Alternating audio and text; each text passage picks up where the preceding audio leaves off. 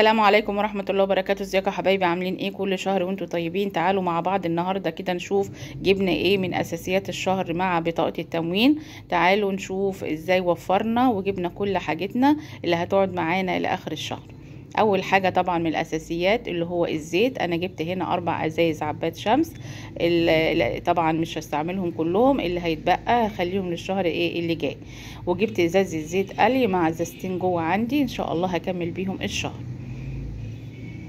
تاني حاجة اللي هو طبعا البريل بتاع المواعين والبرسيل، طبعا دي من الاساسيات اللي بتقعد معايا لاخر الشهر، وهي لو اتبقت بجيب برضو واكمل بيها.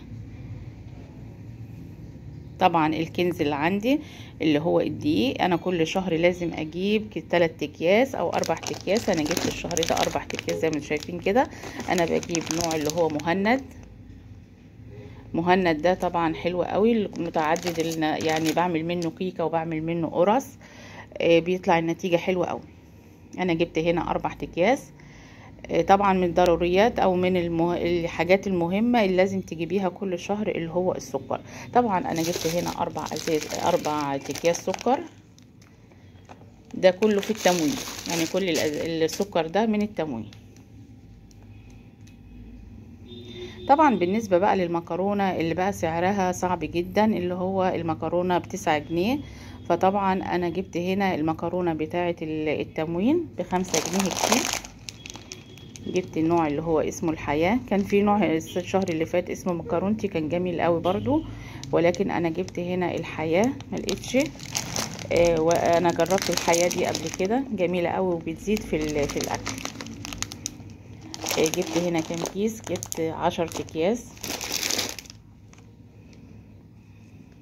طبعا انا جبت هنا الصغيره لان طبعا ملحقتش اللي هي الانواع التانية اللي هي سباكيتي او مكرونه اقلام، فجبتها كلها صغيره. طبعا انا هستعملها بقى في الكشري، هعملها جنب اي حاجه، يعني بانيه، جنب بيض، مش لازم يعني ايه الانواع التانية الموجود بيسد. لو عايزه بقى انواع تانية مثلا ممكن تشتري اللي هي التانية ديت في اصدار، اللي هو بيبقى الكيلو على بعض، ده بيبقى ب18 جنيه، بيبقى برضو ايه حلو وموفر. جبت هنا ملح. جبت هنا برضو حاجات اللي هي الخضار اللي هو المعلب زي ما انتم شايفين كده. جبت هنا ملوخية، بعملها على مرتين، يعني الملوخية دي ب10.5، بعملها على مرتين. جبت هنا بسلة. طبعا هتقولوا لي ليه؟ طب ما البسلة موجودة في السوق، فانا عندنا البسلة ب20 جنيه، فطبعا دي بتبقى رخيصة شوية. ويعني لو بعملها على طول، مش بقعد بقى ايه افرط واعمل، لا بجيبها واحط عليها البطاطس. وممكن في ناس على فكرة بتطبخها كده من غير بطاطس وجزر. جبت هنا خضار. جبت هنا مش برضو دي ممكن بتطبخيها، طبعا بسمة. ده خضار مشكل، شوربة خضار.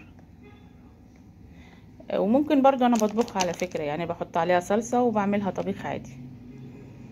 تعالوا بقى هنا جبت ايه كمان. جبت هنا جلاش. انا بجيب جلاش البركة ده ب8 جنيه الواحد.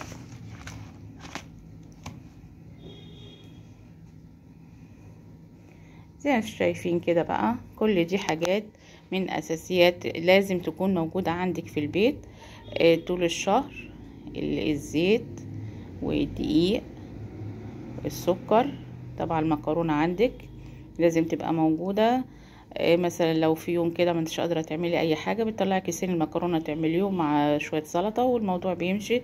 بالليل كده ما فيش عشاء، ممكن تعملي تحمري برضو شوية مكرونة كده مع شوية سلطة. طبعا دي كل الحاجات اللي انا جبتها الشهر ده،